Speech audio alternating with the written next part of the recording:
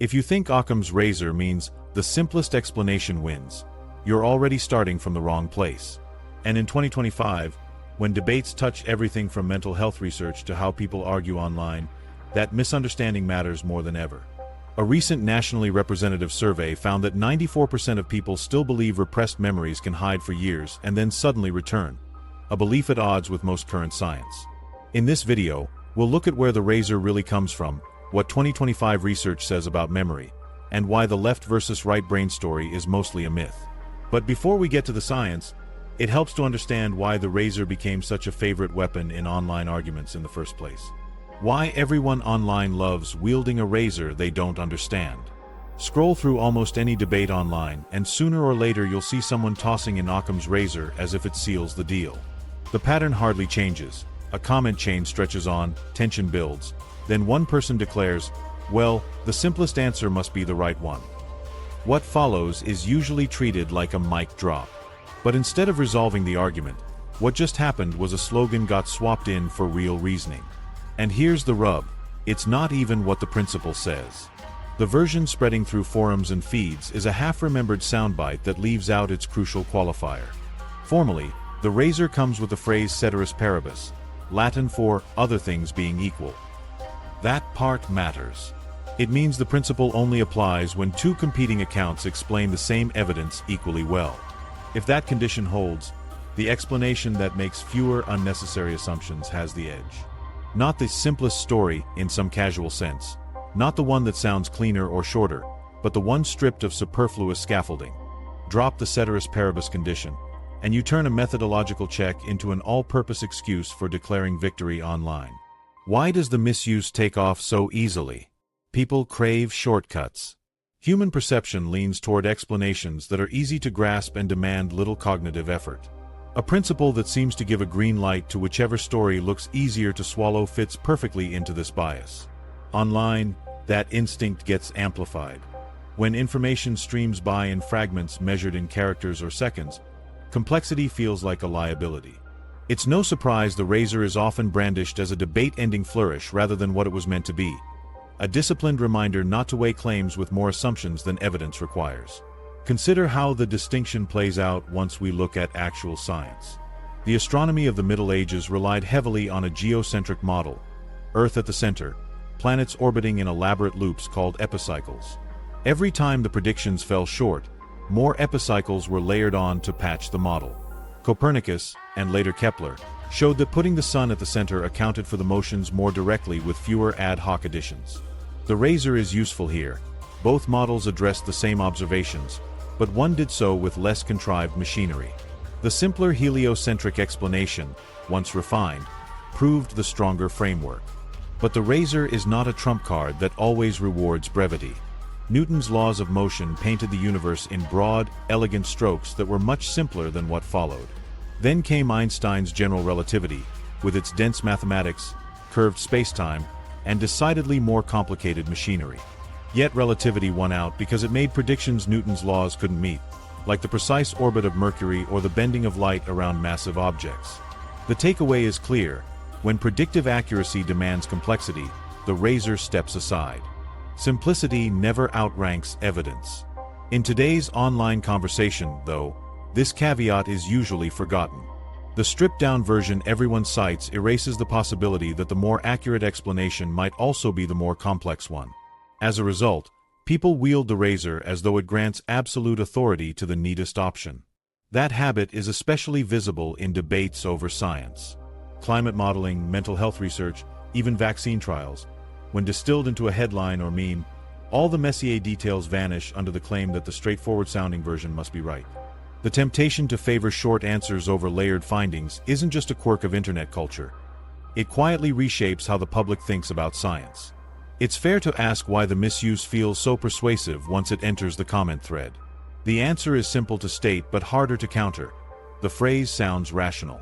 Prefer the simplest answer resonates with common sense, especially when everyone is tired of arguing. The sentence is short, decisive, and final. It shuts the door instead of leaving things open. That forcefulness makes it attractive in spaces where attention is sparse and competing information overwhelms. Unfortunately, it also inverts what the principle was for. Occam's razor wasn't supposed to simplify reality for convenience. It was supposed to discipline thinking against needless inflation of assumptions. That inversion helps explain why the misuse persists. It offers the illusion of clarity, a way to exit messy debates while looking reasonable. Saying, "cut the fluff," feels empowering, but online it often translates into cutting away crucial context. Invoke it too casually and you're no longer shaving down unwarranted entities. You're shaving down reality itself to fit a tidy slogan. Here is where we should be careful. The razor is not about declaring one explanation superior because it sounds lean, but because it works better given the same data. That small adjustment in wording transforms how the tool can be applied. Without it, the principle becomes a debating trick best suited to a viral quip. With it, the razor reminds us there is no reward for multiplying assumptions without evidence, yet also no excuse to ignore complexity when reality demands it. The irony is that William of Ockham himself would have likely frowned at how his idea is used as rhetorical weaponry on platforms designed for speed and spectacle. He introduced the razor in scholastic disputes to guard against bloated speculation, not to win arguments with a one-liner.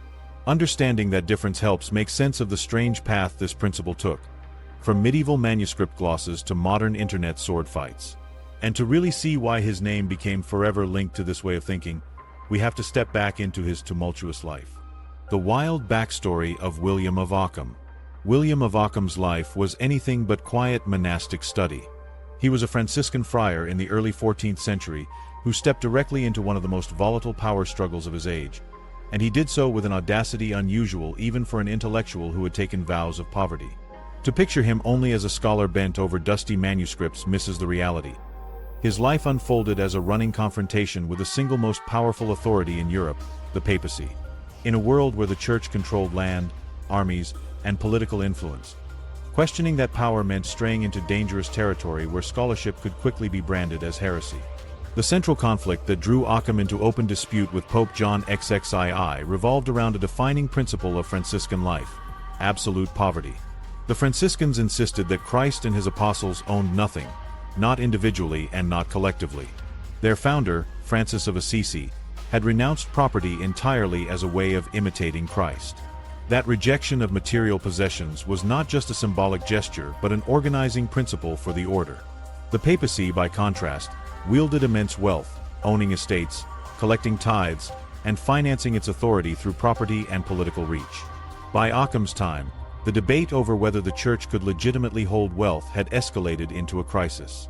The Pope defended ownership as necessary for the functioning of the institution, while reform-minded Franciscans viewed that stance as a betrayal of Christ's example. For Occam, this wasn't an abstract theological quibble. It was a direct contradiction of his deepest religious commitments as a Franciscan. Born around 1287 in the small town of Ockham in Surrey, England, he entered the Franciscan order as a teenager and later studied theology at Oxford. By 1317 he was lecturing on Peter Lombard's Sentences, the standard theological text. But his academic work soon drew suspicion. Some of his rivals found his commentaries too unorthodox and carried complaints to Rome. In 1324, Pope John XXII, then based not in Rome but in Avignon, France, summoned Occam to appear before the papal court. At that time Avignon was the center of papal government, shaped heavily by French influence, and a papal summons there was not something to decline.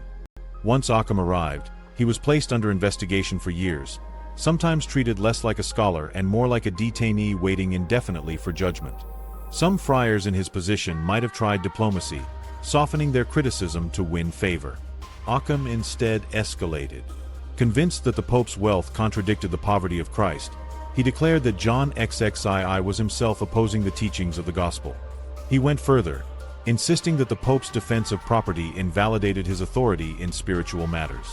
In this specific dispute over Franciscan poverty, Occam's demand for consistency drove him to challenge papal legitimacy itself. It is true that some accounts emphasize his call for the Pope's abdication, but it is best understood not as a reckless personal insult but as the logical endpoint of his doctrinal stance. If the Pope clung to property against Christ's example, he could not faithfully lead the Church. In today's language, one might compare this to a very public call-out against the world's most influential leader, a modern analogy that only begins to capture the danger of Occam's position. For 4 years he lived under papal supervision in Avignon, as the debates between Franciscans loyal to poverty and papal defenders of property grew only sharper. By 1328, enough was enough. With allies at his side, Occam fled Avignon in secret and escaped papal custody. His flight took him into exile under secular protection, eventually settling in Munich. That decision cut off any hope of reconciliation with the papacy. He had chosen a path of open opposition, accepting that he would live under threat of condemnation for the rest of his life. He remained in Munich until his death in 1347. The stakes of that escape were extraordinary. To disagree with the papacy in his century was not like staking out a position on a debate forum or weathering a storm of online criticism. It meant risking imprisonment, excommunication, or even execution. Occam's choice to walk away from Avignon was an existential gamble, placing principle over survival. His contemporaries would not have missed the radical nature of what he did. At a time when most preferred quiet conformity, he had chosen risk and exile to remain true to his convictions. It's important to see how tightly those convictions bound together his philosophy and his religious life. The Franciscan vow of poverty, stripping away all unnecessary possessions, mirrored Occam's intellectual method. Philosophically, he resisted multiplying entities that did no explanatory work. Religiously, he resisted multiplying property or wealth beyond what Christ permitted. Both flows of thought, his nominalist rejection of unnecessary abstractions and his demand for absolute poverty, were bound by the same instinct for parsimony. For Occam, excess in doctrine and excess in possessions were distortions of truth. This explains why his life was not only that of a theologian but also a symbol of resistance. His public stand against papal wealth and authority made him more than a figure in the ivory tower of scholastic disputation. He became a rallying point for those disillusioned by ecclesiastical luxury. His exile in Munich did not silence him. He continued writing tracts that combined philosophy, theology, and political critique. It is not an exaggeration to say that Occam embodied the direct entanglement of philosophy with political and religious power in medieval Europe.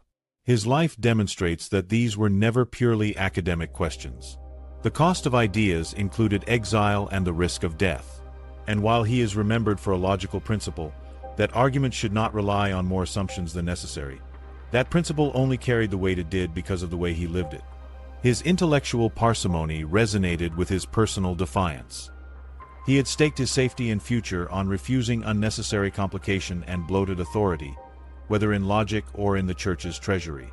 That consistency is part of what makes him enduring. Yet as memorable as Occam's resistance was, it's worth noting that the principle linked to his name has been reshaped over centuries. His biography grounds the story, but the familiar slogan we hear today was not something that tumbled directly out of his pen. Before exploring how that happened, we need to correct a popular assumption that clouds nearly every casual reference to his legacy. What Occam actually never said. William of Ockham never actually wrote the phrase people attach to him today. You will not find the line, "The simplest explanation is the best one," anywhere in his work. That isn't just an accident of wording. It is a misquotation that has become cultural shorthand. The phrase we associate with him took shape much later. What Occam actually stressed was the caution summed up in the Latin expression most often linked to him, "Entia non sunt multiplicanda praeter necessitatem." Entities must not be multiplied beyond necessity. That line captures the restraint in his philosophy. It was not about chasing simplicity for its own sake, but about refusing to add assumptions that the evidence does not require. This is a subtle but important shift from the internet paraphrase. Stated correctly, the principle is, Occam's razor. Prefer explanations that don't invent extra assumptions, but only when competing accounts fit the data equally well. That extra condition matters. Without it, the razor is misapplied as a general law that automatically rewards shorter answers. With it, the razor functions as a way of keeping reasoning disciplined, ensuring that claims stay tied to what can actually be supported. It is also worth noting that Occam did not invent the idea from nothing.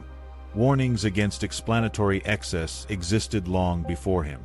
Aristotle had already observed that, other things being equal, the account requiring fewer assumptions should be preferred. Later medieval philosophers carried these ideas into their reasoning, although not with the same emphasis Occam gave. By the 17th century, figures like Leibniz were restating the notion in terms of elegance, parsimony, and harmony, further reshaping the idea into something more general and appealing. Occam's name came to dominate the association not because he owned its authorship, but because his style of argument embodied it with unusual consistency. What most accurately reflects Occam's own thought is not a standalone slogan but his broader commitment to nominalism. Nominalism held that universals, things like redness or humanity, do not exist independently as real entities. In his view, only individual things exist. Universals are just names we apply for convenience. That position pushed back against centuries of scholastic philosophy that had multiplied entire categories of metaphysical substance. Occam rejected those layers as superfluous. Instead, he insisted that reasoning should remain tied to particulars, to what could be demonstrated or observed. In effect, he was shaving away unneeded abstractions in philosophy the same way his Franciscan allegiance to poverty shaved away needless accumulation in religious life. This made his approach a quiet forerunner of modern empiricism. Thinkers like Locke and later Hobbes developed their philosophies with a shared suspicion toward universals, choosing instead to ground knowledge in direct experience and evidence. That line of development is far more consequential than the simplified maxim we attach to Occam's name. By resisting unnecessary categories, Occam prepared the ground for traditions that valued observation, testability, and eventual scientific experimentation. And yet the popular association with a slogan endures. The so-called razor never appears in his pages as a single, definitive sentence. Instead, later writers extrapolated it from his method, summarized it for convenience, and gradually presented it as if he had actually written it down verbatim. Over time, the association stuck. Occam's razor became a stand-in label for analytical parsimony. In a sense, it functions more like a brand than a citation. It condenses his style of reasoning into an image, a blade that trims away excess. The branding works, as shown by its persistence in philosophy textbooks, science communication, and online argument alike. Yet branding has consequences. Occam is remembered more widely for a distilled slogan than for his actual intellectual commitments. When people invoke the razor online, they are usually pulling on a cultural inheritance, not a precise historical artifact. It is similar to how Einstein gets attached to motivational sayings he never uttered, or how Confucius becomes the imagined source of quick proverbs. The real work of Occam, especially his nominalism, drops out of sight in favor of a marketable phrase that is easy to repeat. Recognizing this does not mean dismissing the razor's usefulness. Properly framed, it is still an effective heuristic. In the philosophy of science, Karl Popper emphasized falsifiability as a key criterion for good theories. The razor complements this by showing why simpler theories are often more valuable. They are easier to test and disprove. A theory bloated with unneeded assumptions is harder to falsify because it contains too many adjustable pieces. A leaner account exposes itself to stricter testing. That methodological usefulness helps explain why scientists continue to cite the razor, even if its origin story is a little tangled. Seen this way, Occam's caution is best understood as a disciplined habit. Do not inflate your explanations beyond what the evidence compels. It is not an absolute rule, and it is certainly not permission to dismiss complexity whenever it appears. Sometimes complexity is the better guide, especially when observations demand it. But as a working tool, the razor still has value as a guardrail, keeping thinking honest and focused on necessity. The way the phrase entered common language explains its appeal. It reduces a complicated intellectual orientation into something sharp and memorable. Occam never coined it, but the idea matches the grain of his work enough that the attachment seemed natural. That is why his life story and his theological battles fade from most introductions, while the name of the razor surfaces again and again in classrooms and online. The slogan persists because it sounds tidy, and tidiness sells better than nuance. But tidy slogans also create trouble. The razor, as popularly quoted, tempts people into treating it like an all-purpose law, as though simplicity itself carried authority. In real cases, the value of simplicity depends entirely on whether the competing explanations actually cover the data. Without that condition, invoking the razor amounts to little more than preference.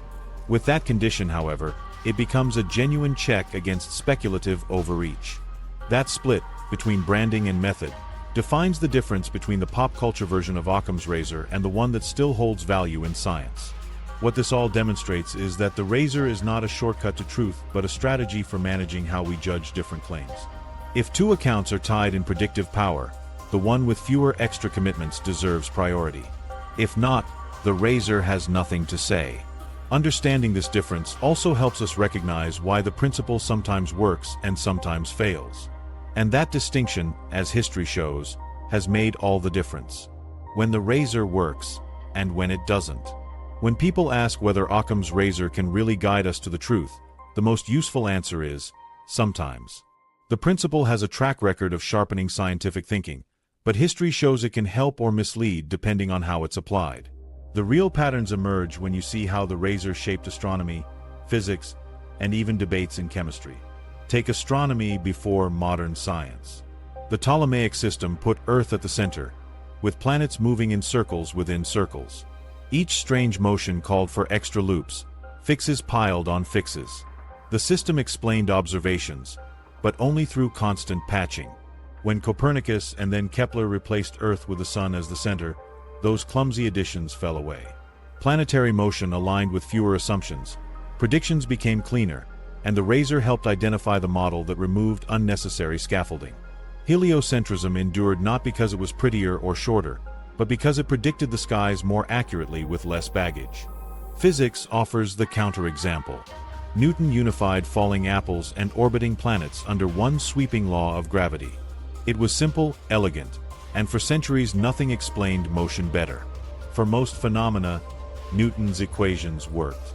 Then Einstein introduced general relativity, which demanded a leap in complexity. Space and time bending, geometry producing gravity itself.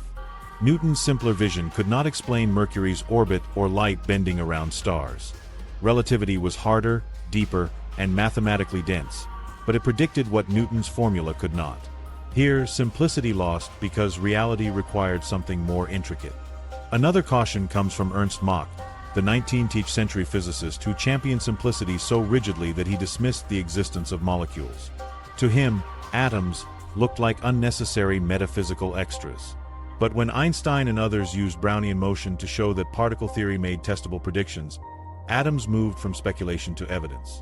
Simplicity had delayed acceptance of something true, an example of how the razor, misapplied, can hinder progress instead of aiding it. This is why the well-known qualifier ceteris paribus, other things being equal, is essential. The razor only applies when competing explanations predict the data equally well. If both fit observations, the leaner one deserves priority. But once one explanation covers more evidence, the simplicity of an alternative becomes irrelevant. Relativity beat Newton because it explained what Newton could not. The atom beat Mach's skepticism because experiments confirmed it. In both cases, complexity was necessary. For science, elegance is never the criterion on its own. Theories succeed or fail based on predictive success. When two frameworks truly tie in accuracy, the razor serves as an honest referee. Avoid multiplying assumptions you don't need. But the moment evidence starts to favor one, the rule shifts aside. Predictive power wins every time. The same caution applies today. Cosmologists debate cosmic acceleration. One camp introduces dark energy, while others explore alternatives without invoking unseen forces. The razor nudges scientists not to add speculative entities prematurely. But until data clearly confirms one model, the principle doesn't decide who is right. Instead, it reminds us to keep explanations disciplined, to resist inflations unsupported by observations. What does this mean for anyone watching arguments online where Occam's razor is tossed around like a trump card? It means the shortcut version, simplest is best, is misleading. Better to use it as a checklist. First ask, do the explanations being compared both fit the evidence equally well? If the answer is no, then the razor doesn't apply. Second, ask, does one explanation rely on extra steps or ad hoc assumptions to make the same prediction? If yes, cut those away. With these two checks, the principle becomes a practical tool for sorting arguments instead of a slogan. Underlying all of this is the reminder that reality itself is under no obligation to be simple. Sometimes it is, like when putting the sun at the center makes planetary motion suddenly coherent. Other times nature pulls us into deeper, messier frameworks, whether relativity, quantum mechanics, or atomic theory. In those cases, stubbornly clinging to simplicity only blinds us. The razor's strength lies in its restraint, It helps prevent intellectual inflation, but it can't settle debates when evidence points one way or another. So the razor's real value remains modest but important. It disciplines how we frame competing claims, keeping us from piling on entities without need. But it offers no guarantee of truth. Rely on it as a tiebreaker, and it helps. Rely on it as a law of reality, and it misleads. That balance, between usefulness and limitation, matters not just in theoretical debates but also in how scientific findings circulate in public discussion. And the way principles like this get used outside science often shapes how people understand complex issues. Sometimes the neat story is embraced because it looks sharper, and sometimes memory itself can be reshaped by those narratives. That is especially visible in arguments around psychology, where people's assumptions about what the mind can hide or reveal often carry more weight than the evidence itself. 2025 Science Update: Repressed Memories. In 2025, one of the most striking reminders of how science and public opinion diverge comes from new data on repressed memories. A nationally representative survey found that 94% of respondents endorsed belief in repression, and 3.6% said they had personally recovered a memory of trauma that they previously could not recall. On average, those who reported such experiences rated their confidence in the memories at about 75%. That combination, a huge majority belief and strong personal conviction, stands in sharp contrast with the cautious stance researchers have taken after decades of experimental work. The persistence of belief shows just how powerfully cultural images of memory influence people's thinking. Stories of repressed trauma re-emerging years later remain staples of films, television, and online confessionals. The idea plays well, a hidden truth buried deep in the subconscious, eventually resurfacing to explain present struggles. But while popular culture treats memory like a vault that can lock and unlock, scientific research shows a far messier and less reliable system. Clinicians trained in older therapeutic models may still treat repression as plausible, yet experimental psychologists emphasize that there is little convincing evidence for unconscious repression as traditionally framed. Instead, they point to how memory actually functions, not as an archive waiting to be opened, but as a constructive process that can be reshaped each time it's recalled. That tension defines the modern dispute. Some therapists report patients who seemed unable to recall certain traumas until moments of symbolic breakthrough in therapy. These cases keep the idea alive in clinical practice. But in controlled conditions, unconscious repression followed by perfect recovery has never been demonstrated. Research consistently shows that trauma is more often remembered too much than remembered too little. Post-traumatic stress disorder exemplifies this: intrusive images, flashbacks, and recurring distress that resist fading. While trauma can fragment recall or interfere with ordinary memory consolidation, the complete erasure and later intact recovery of trauma remains unsupported by experimental findings. One of the strongest research developments on this question comes from studies of memory distortion. In classic experiments by Elizabeth Loftus and colleagues, participants were subjected to suggestive interviews about childhood events, such as being lost in a shopping mall, that in fact never occurred. About 1/3 of participants eventually came to remember the false event, describing it with detail and confidence. These findings vividly demonstrate how suggestion can create convincing but false memories. That ability to implant belief raises the key challenge. When a patient reports recovering trauma years later, it can be extremely difficult to know whether the memory is genuine or the product of subtle suggestion over time. This difficulty has repeatedly spilled over into the legal system. In the late 20th century, some abuse cases hinged on testimony rooted in recovered memories. One of the most widely cited scandals involved Eileen Franklin, who testified in 1990 that she suddenly remembered her father murdering her childhood friend.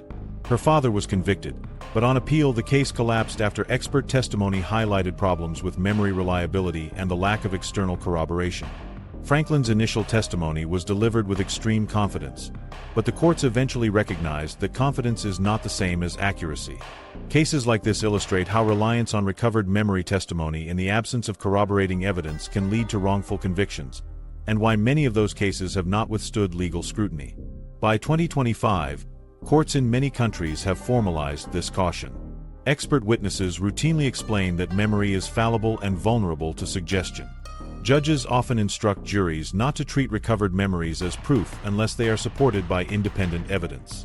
This does not mean that abuse does not occur, but it prevents legal systems from relying on memory alone to determine guilt. From a practical standpoint, both clinicians and lawyers agree on one rule. Corroboration is essential before treating recovered memories as fact. Neuroscience has added further detail by studying how memory systems operate under stress. Researchers have used imaging and long-term studies to track how trauma affects the hippocampus and the encoding of emotionally charged experiences. Findings show that stress can fragment recall, impair consolidation, or alter retrieval under certain conditions. Dissociation may occur during overwhelming trauma, producing patchy and incomplete recollections. These results sharpen our understanding, but none establish repression as a hidden storage mechanism followed by sudden release. Instead, memory distortions lie along a spectrum of failures and reconstructions, not an all-or-nothing vault split between forgetting and discovery. This constructive nature of memory is often explained with the Wikipedia metaphor. Each time we recall an event, we don't just read the entry, we rewrite it. That rewriting can introduce subtle differences, emphasize or omit details, and eventually reshape the entire account. Suggestion, repetition, or therapeutic focus on certain possibilities can further shift the story until imagined elements feel as real as anything lived. This explains why someone may have unshakable conviction in a memory that careful investigation shows never occurred. Therapy communities online complicate the picture further. Many groups host testimonies from people who describe recovering traumatic memories, sharing and reinforcing one another's stories. These forums can provide validation and support for individuals, but they also circulate assumptions about memory that diverge sharply from what scientists publish in peer-reviewed journals. Psychologists reviewing the evidence argue against framing such experiences as proof of repression without outside verification. The result is a divided landscape. Patients may believe in recovered memory as truth, therapists may interpret episodes through clinical training, and researchers maintain that constructive processes make such memories unreliable without corroboration. Clinical practice has shifted accordingly. Many guidelines now recommend that therapists avoid language implying recovery of hidden memories. Instead, they focus on addressing symptoms directly, helping patients cope with anxiety, flashbacks, emotional regulation, and daily functioning. This approach acknowledges real suffering while minimizing the risks of leading questions that could implant false memories. The message is not that patients are making things up, but that memory reports should be treated carefully, with an understanding of how human recollection works. In 2025, then, the scientific consensus remains clear. While gaps and distortions in memory unquestionably occur, the classic model of repression, deep unconscious storage of trauma followed by intact recovery, is not supported by experimental evidence. At the same time, belief in repression remains widespread among clinicians and the public, sustained by cultural narratives and personal conviction. The wide gap between popular imagery, clinical reports, and research findings makes recovered memory one of the most enduring controversies in modern psychology. That controversy also demonstrates how cultural storytelling powerfully mediates what conditions look like to the public. Just as repressed memories gain legitimacy in part from their dramatic value in popular stories, other psychological diagnoses have followed a similar trajectory. Once they appear on screens, they shape people's sense of what is real. The did controversy in a post-Netflix era. For most people, dissociative identity disorder is not something they learned first from a clinical manual, but as something they saw portrayed in films, television, or, more recently, online clips. For decades, the trope of multiple personalities powered plot twists and shock reveals. By the 2010s and 2020s, streaming platforms and viral social media made these portrayals more common, showing individuals who claimed to switch between identities in short, dramatic bursts. That visibility fed public curiosity and reinforced awareness among patients who then carried those expectations into therapy offices. The long-standing question remains: is did a rare but real condition linked to trauma, or is it more a product of cultural influence, suggestion, and media exposure? By 2025, psychiatry answers cautiously. Evidence supports dissociation as a real response to trauma, but did as a distinct entity is still contested. Historically, the diagnosis did not follow a steady trajectory. A handful of cases were documented in the early 20th century, but diagnoses expanded dramatically after major media events like the 1957 film The Three Faces of Eve and the 1973 book and film Sybil. Following those portrayals, clinicians began reporting thousands of new cases. Between 1985 and 1995 alone, records show that tens of thousands of DID diagnoses were given worldwide, a sharp change from the rarity of such reports earlier. Scholars have described this pattern as diagnosis by culture. Awareness generated by media exposure shaped both patient presentation and clinical recognition. Institutional milestones reinforced this trend. Dissociative disorders received a formal place in the Diagnostic and Statistical Manual of Mental Disorders, DSM, in 1980, when DSM-3 introduced multiple personality disorder. In the 1994 revision, DSM-4 renamed it dissociative identity disorder, emphasizing its proposed link to disruptions in memory, identity, and trauma rather than a literal multiplication of selves.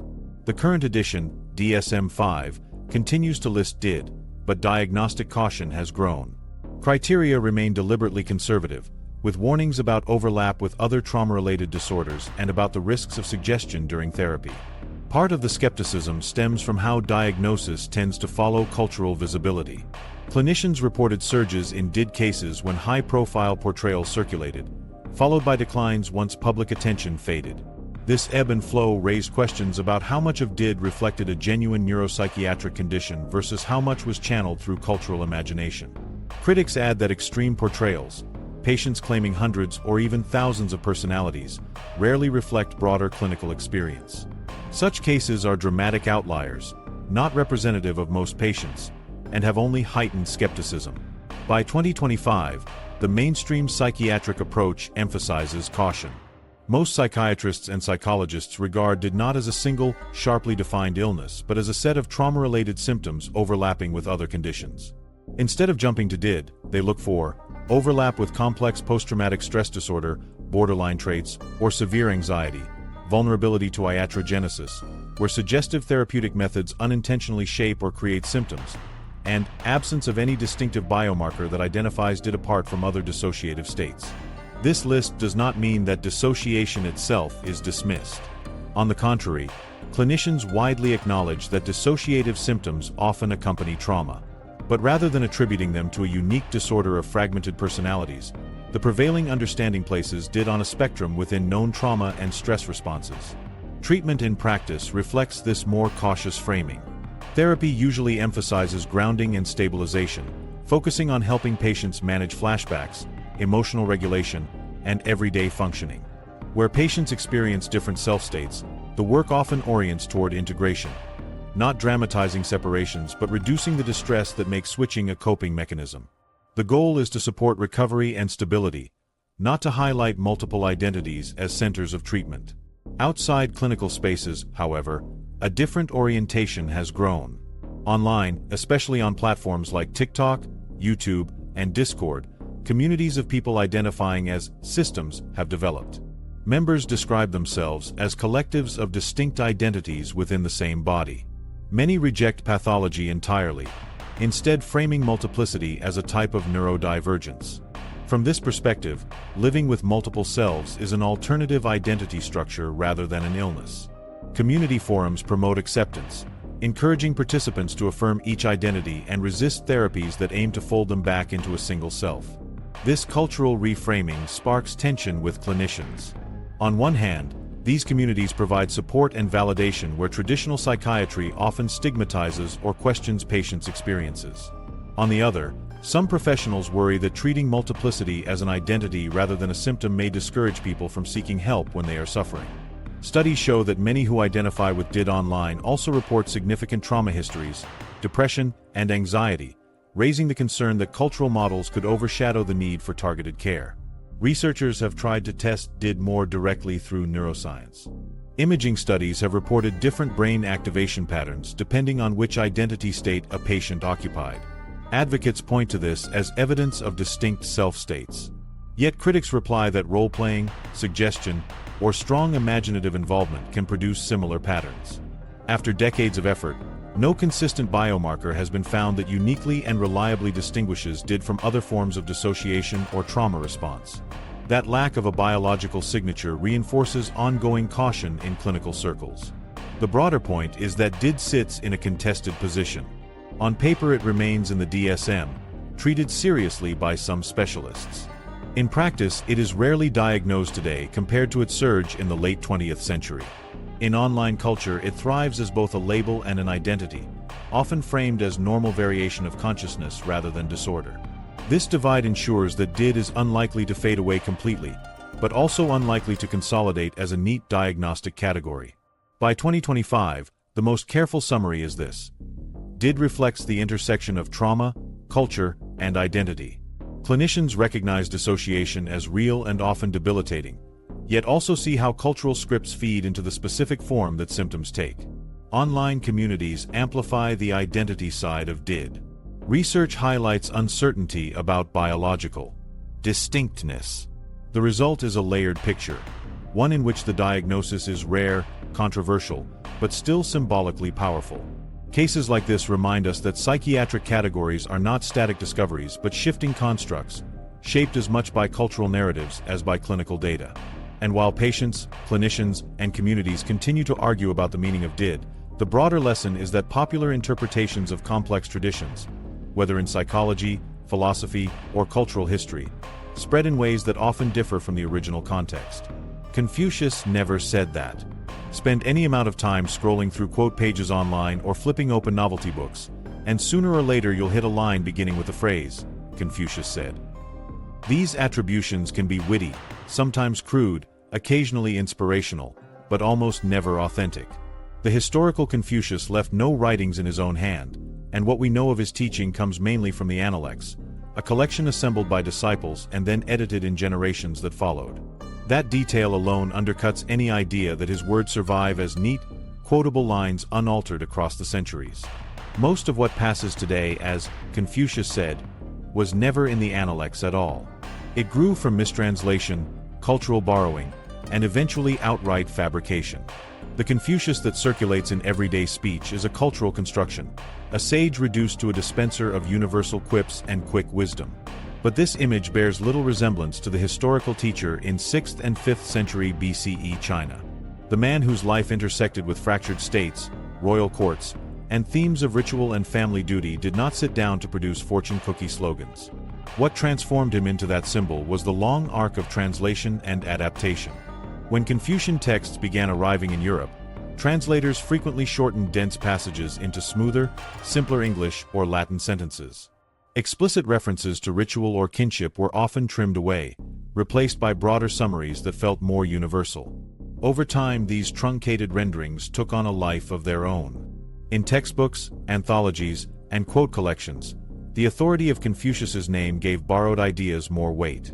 The result was a strange process where translations blurred into paraphrases, and paraphrases into sayings that had no anchor in the original text. Pedagogical convenience slowly hardened into misattribution. Commercial culture then accelerated this reinvention. Fortune cookies, which emerged in California in the early 20th century rather than in China, adopted Confucius's name as a marketing device. Printing jokes or moralistic one-liners under his banner gave the slips of paper exotic legitimacy. By the 1930s and 1940s, radio comedians were already writing Confucius say gags built on mock proverbs. Decades later, humor anthologies recycled them endlessly. The comic tradition became so embedded that in 1981, a scholar named Yong-Sik Lee specifically objected in print to the practice of using Confucius as little more than a source of punchlines. Yet the parody stuck. Millions in the United States grew up associating him with restaurant jokes rather than serious political philosophy. Parallel to the jokes, another form of simplification elevated him into a kind of motivational guru. Quotation anthologies in the 20th century regularly credited him with sayings whose origins were vague or unattributed. The name gave instant credibility. If a clever observation lacked a clear author, attaching it to Confucius made it sound timeless. In this way his image splintered, first a comic character speaking broken English proverbs, second a sage elevated as a universal self-help coach. Neither version reflects the historical Confucius, but both have endured side by side. Look instead to the surviving Analects. The text is not structured as standalone aphorisms, but as conversations, reflections, and responses collected across years. Many lines appear opaque without commentary. In fact, the most influential commentaries, especially by Zhu Xi in the 12th century, became orthodox guides to interpretation in East Asia. That detail shows just how distant the genuine writings are from quick internet quotes. Ideas that look straightforward in modern English were originally layered with specific references to hierarchy, ritual, and governance, demanding patient study. The Analects were designed not for instant clarity but for a sustained program of moral cultivation. That context rarely survives in short English quips. Examples demonstrate the distortion. Consider the short proverb like, Confucius say, "Man who run in front of car get tired. Man who run behind car get exhausted." Entirely comic and modern, these jokes mimic proverbial rhythm but bear no relation to ancient texts. Other examples, such as, "Our greatest glory is not in never falling, but in rising every time we fall," appear repeatedly online with his name but actually trace back to later Western authors. Still others derive from mistranslations that stripped a complex ritual discussion down to a vague line about virtue. In each case, the actual site of origin is blurred because attaching it to Confucius makes it stickier in cultural memory. The need for brevity has played a decisive role. Commercial collections and mass printing gave preference to lines that could fit easily in a column or on a slip of paper. Dense, context-heavy quotes fared poorly by comparison, while shortened phrases sailed into wide circulation. Once condensed, these phrases were ready-made for jokes, memes, or social media posts. Today, formats like Twitter amplify the trend. Attaching a name to a short line makes it shareable no matter its authenticity. Through this process, Confucius has become less an ancient philosopher than a brand signaling wisdom. Scholars point out that this hunger for concise authority crosses traditions. Einstein, the Buddha, even Abraham Lincoln often find themselves credited with sayings they never uttered. In each case, the mechanism is similar. Complex lives reduced to digestible slogans. But Confucius exemplifies the process particularly strongly, in part because there are centuries of translation filters and virtually no verified lines in his own voice. His sparse presence in historical records means gaps are easily filled with invention. Understanding the actual thrust of Confucian teaching helps highlight the contrast. The historical Confucius was deeply preoccupied with political chaos in early China and sought stability through education and ritual. Ritual, in his vocabulary, carried meaning far beyond surface ceremony. It described patterned behavior aimed at reinforcing respect and harmony, extending from family structures up to rulers of states. His ethics stressed duties, obligations, and the cultivation of character over long periods. These emphases do not collapse into the punchline versions circulated today. Instead, they demand patient reading, commentary, and contextualization. Yet by 2025, the misattribution persists. Websites still list fabricated, Confucius said, quotations, some humorous, others rebranded as inspiration. Restaurant jokes and social media captions continue to use his name as shorthand for ancient authority. Educators attempt to correct the errors, but the appetite for brevity ensures distortion outpaces nuance. Reality yields little resistance when audiences want universal slogans. The outcome is a Confucius who never existed, a cultural construction maintained through repetition. Recognizing this gap matters. It reveals how authority becomes detached from text and tied instead to reputation. Once names are transformed into brands, they supply instant gravity to statements that may have nothing behind them. The true Confucius emerges only in scholarly contexts where commentaries, history, and philology reconstruct layers of meaning. In broader culture, however, the brand predominates. The name functions as a stamp of authenticity without connection to what was actually said. Tracing the arc from disciples' edited collections through missionary translations, English anthologies, fortune cookies, joke books, and memes shows how easily cultural memory reshapes figures into convenient roles. By now, the invented Confucius has arguably eclipsed the historical one. And while historians may push back, the dynamics of circulation make correction nearly impossible. It is an irony that the thinker most concerned with patient cultivation and social order is remembered as a dispenser of jokes and slogans. The lesson is not limited to Confucius. It draws attention to how modern audiences digest knowledge of the past. Dense traditions collapse into digestible myths, encouraged by the needs of humor, commerce, or brevity. And once these myths stick, they become harder to dislodge than the original ideas themselves. This pattern becomes even clearer when shifting focus from ancient philosophy to modern science. Where Confucius is remade into a comic guru, one branch of 20th century neuroscience produced another oversimplified story. The notion that people are ruled by left brain for logic and a right brain for creativity. Split brains and the myth of left versus right. Split brain surgery marked one of the strangest turning points in neuroscience. It was first carried out in the mid-20th century to treat severe epilepsy by cutting the corpus callosum, the thick bundle of fibers connecting the brain's two hemispheres. The hope was straightforward. By preventing seizures from spreading between sides, patients might gain relief from otherwise uncontrollable episodes. For physicians, the operation was therapeutic. For researchers, though, it was revelatory. Suddenly they could observe the two halves of the brain operating independently, something no intact brain would normally allow. A few of the patient stories became legendary and helped spark decades of fascination. One of the most famous anecdotes involved the so-called alien hand effect, where one hand seemed to operate against the wishes of the other. Patients might start buttoning a shirt with the right hand, only to find the left hand unbuttoning it in opposition. There were also instances where speaking hemispheres denied seeing an image that the other hemisphere, tested through drawing or pointing, had clearly processed.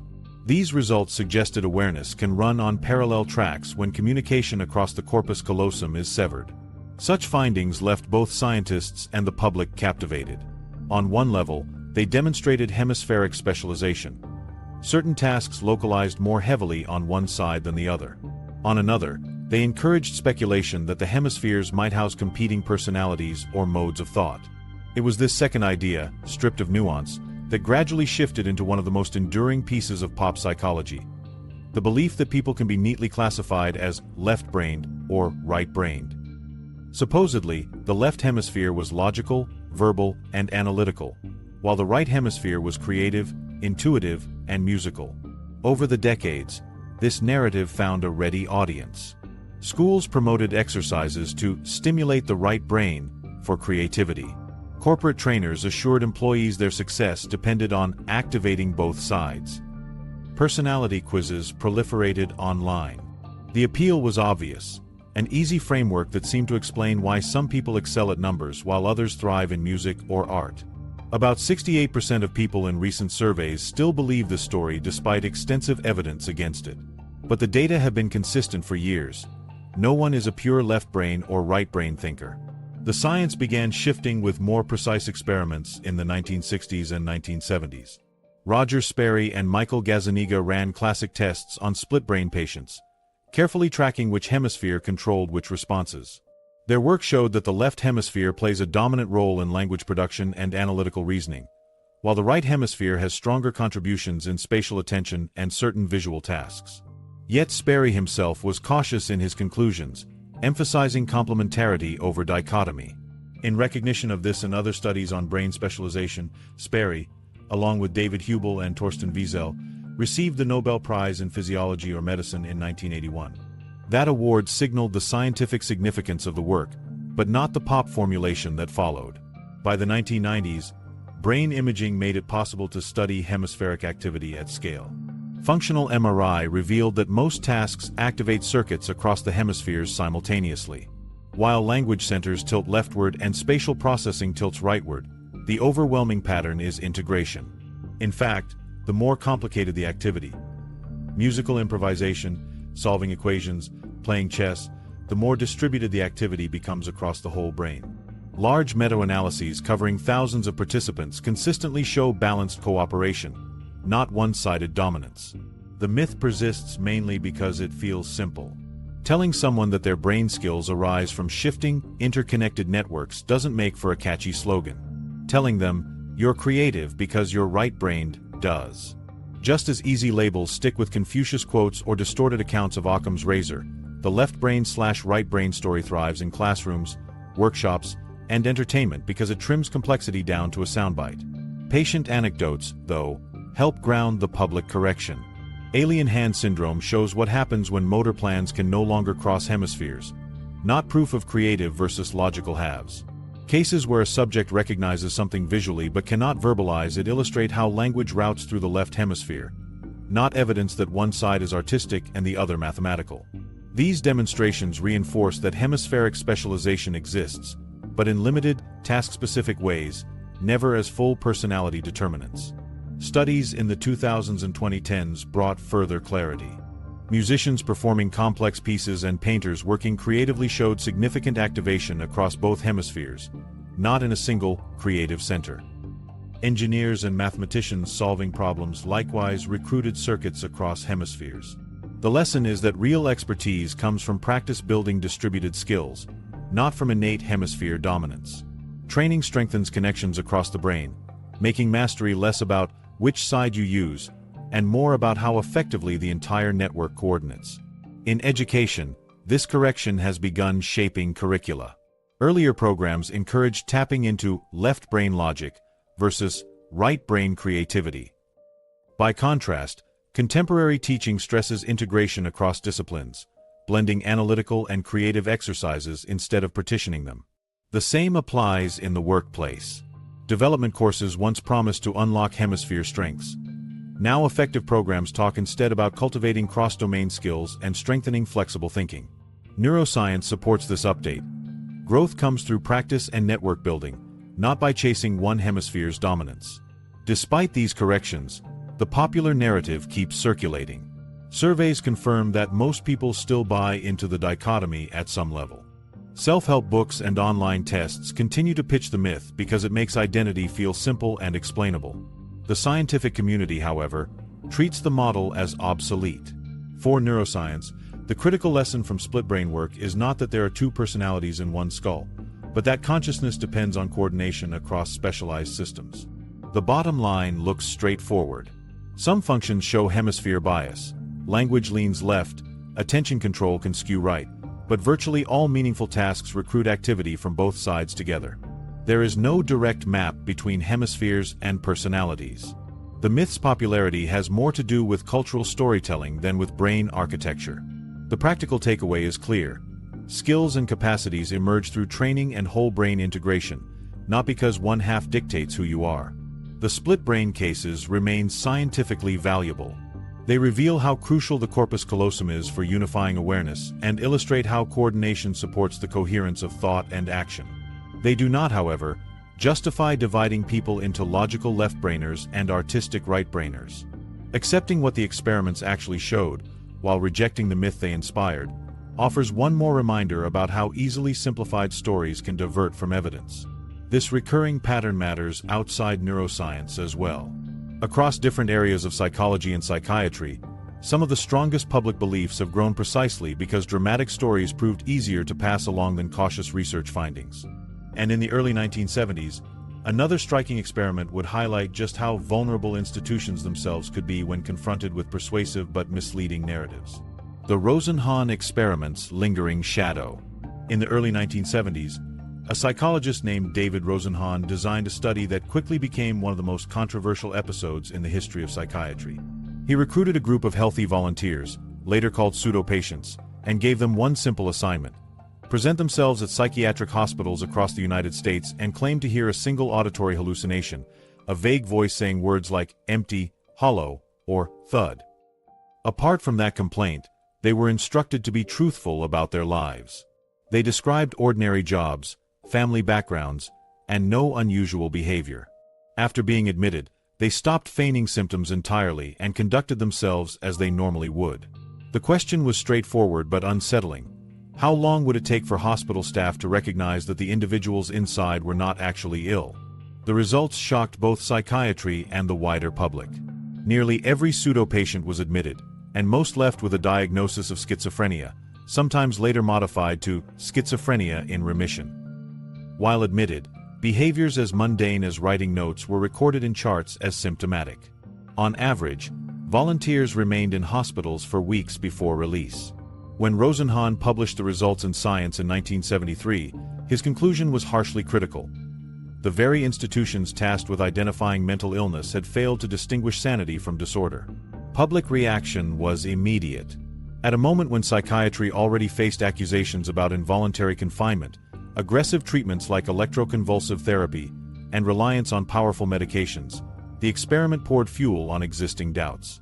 Headlines echoed Rosenhan's bleak assessment, and activist groups seized on the study as evidence of systemic abuse. Seemed to confirm suspicions that psychiatric diagnosis was unreliable and that being institutionalized meant losing credibility no matter how rational one's behavior. To many outside observers, the message was simple. Ordinary people could be trapped inside as patients, and once labeled, their claims of wellness would be dismissed as further symptoms of denial.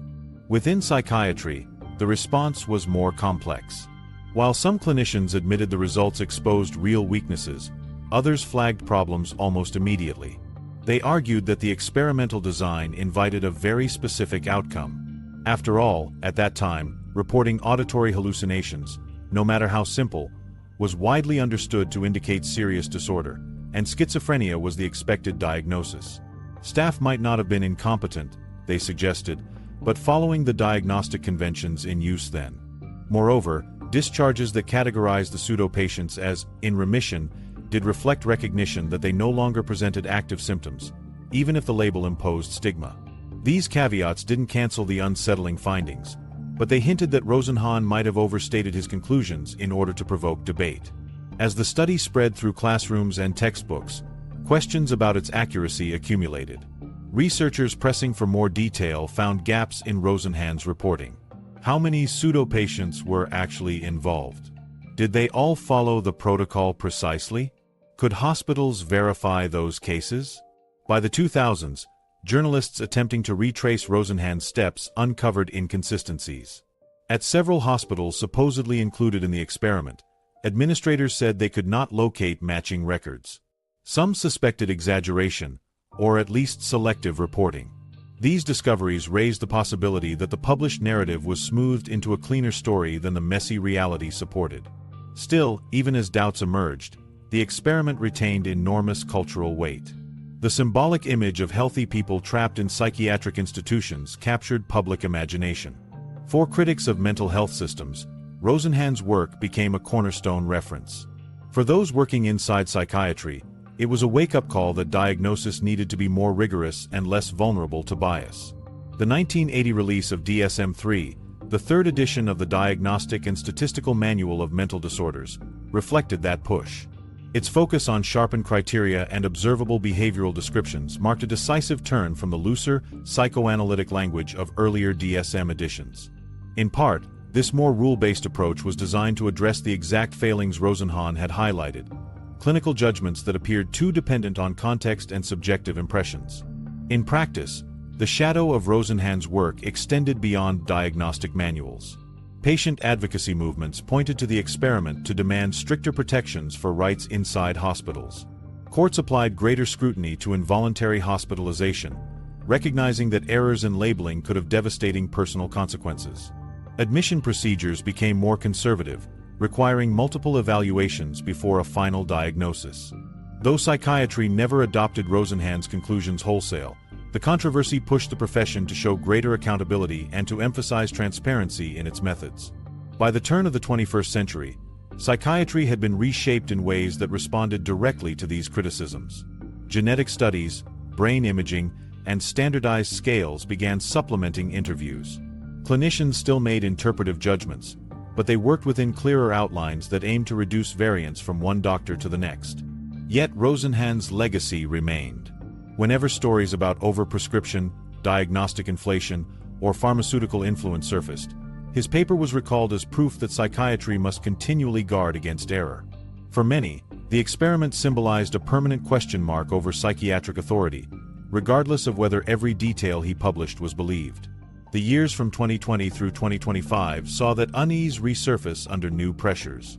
Telehealth visits grew sharply during the pandemic, magnifying worries that clinicians might miss subtle cues when assessing patients remotely. At the same time, health systems emphasized not underdiagnosing patients who truly needed help. This tension, between guarding against false positives and ensuring timely treatment, echoed Rosenhan's dilemma in a new setting. To mitigate risks, electronic health records began embedding reminders about differential diagnoses, and some hospitals required second opinions before finalizing certain labels. These safeguards embodied the practical lesson of the 1970s. However skilled individual doctors may be, structural protections are essential to minimize the impact of inevitable mistakes. Medical training reflects this. Caution. Psychiatry residents now learn about Rosenhan not as hero or villain, but as a case study in how a single publication changed practice. Professors underline the debate about its credibility while still assigning it as reading. Students are asked to consider what his claims imply about observation, bias, and the authority of institutions, even if some of those claims cannot be fully substantiated. That balanced framing ensures the story is remembered not for a simplistic claim that diagnosis is useless, but for its genuine lesson. Credibility in mental health care depends on adopting procedures that make error less likely. By 2025, advances in genetics, neuroimaging, and computational modeling show promise in making psychiatric diagnoses more stable. Certain conditions now have identifiable biological markers that can corroborate clinical impressions, though no technology removes interpretation entirely. Psychiatry remains anchored by patterns of reported symptoms, leaving room for misjudgment. The legacy of Rosenhan's pseudo-patients serves as a persistent reminder. In a field defined by interpretation, the consequences of being wrong are heavy. Diagnosis can open the door to treatment and relief, or impose stigma that follows a person for life. The lasting concern is not whether Rosenhan fabricated details, but why his account proved so resonant. It underscored how easy it is for trusted systems to be swayed by context, assumption, and expectation. Even if later scrutiny leaves the study's accuracy uncertain, its cautionary power survives. Institutions cannot assume they are immune to error. Safeguards, second opinions, and corroborating evidence matter because they give individuals recourse when judgment alone could fail them. That is the lesson worth carrying forward. Psychiatric diagnosis is inherently complex, but complexity does not excuse carelessness. Instead, it calls for procedures that slow judgment, expand participation across experts, and provide opportunities for correction. At its core, Rosenhan's study highlighted the danger of certainty where uncertainty actually reigns. That danger is not limited to psychiatry. It is a broader pattern that emerges whenever reality resists neat labeling. Grasping this brings us to a larger challenge. Across philosophy, psychology, and neuroscience, we have seen how tempting simplifications shape the stories people tell, and how those simplifications often mislead. The question now becomes what, if anything, ties these cases together into a way of thinking fit for the present moment. So what does critical thinking actually mean in 2025? After moving through examples drawn from philosophy, psychiatry, neuroscience, and cultural history, the pattern is clear. Complex ideas attract simplified versions that spread more easily than the original evidence ever could. Critical thinking today is less about memorizing a checklist of fallacies and more about practicing habits that keep us from being seduced by ideas that are neat but unsupported. The challenge is to turn evidence into the standard, rather than letting slogans or familiar myths decide what counts as knowledge. One practical way to think about it is through discipline. Modern research shows that people rarely abandon myths because the evidence disproves them. They abandon them only when they practice habits that slow their rush to accept shortcuts. Without those habits, even flawed ideas, like the left brain/right brain myth or the belief in intact repressed memories, continue to shape public understanding for decades. Critical thinking today demands methods simple enough to apply moment by moment, not just theoretical rules that live in textbooks. 3 rules summarize how to carry this forward. The first, ask if competing explanations are equally good before reaching for simplicity. This is the forgotten clause in Occam's razor, asterisk ceteris paribus asterisk, other things being equal. Copernicus could replace Ptolemy's web of epicycles because both models described planetary motion, but his version carried fewer ad hoc patches and handled observations more cleanly. By contrast, Newton's elegant equations had to give way to Einstein because the data required a more complex model. The application only makes sense when ideas stand on even footing with the evidence. The second, demand corroboration before accepting dramatic claims of memory recovery. A nationally representative survey in 2025 showed that 94% of people still believe repression is real, and 3.6% said they themselves had recovered a lost memory of trauma. Yet decades of experiments, including Loftus's work on planting false childhood events, demonstrate how easily people recall things that never happened with absolute conviction. Clinical reports, however sincere, must be supported by independent evidence before being treated as fact. The safeguard critical thinkers apply here is simple. If a memory stands alone, treat it as testimony, not proof. The third, never equate catchy labels with science. Popularized phrases distort complex traditions by compressing them into something more appealing. Confucius never wrote most of the lines attributed to him. Fortune cookie culture and 20th century joke books cemented him into a brand rather than a philosopher. Neuroscience shows most tasks activate both hemispheres, yet the personality dichotomy of left brain logic and right brain creativity survives in classrooms and corporate workshops. The pattern is the same in each case. The label is easy to share, but it fails against actual data. A healthy habit is to pause when a concept sounds too tidy. Motivational quotes and brain maps do not equal evidence. These three rules expose the common thread behind so many cultural myths. Critical thinking is not about crushing simplicity wherever it appears, nor about celebrating complexity for its own sake. It is a discipline of context, weighing whether an explanation fits what has been observed, and only giving it weight when verification stands behind it. Evidence and testability matter more than elegance. Neat stories can be comforting, but their neatness alone is not an indicator of truth. This shift in habits matters because of how information circulates in 2025. Online arguments reward quick certainty. Meme culture favors the aphorism over the experiment.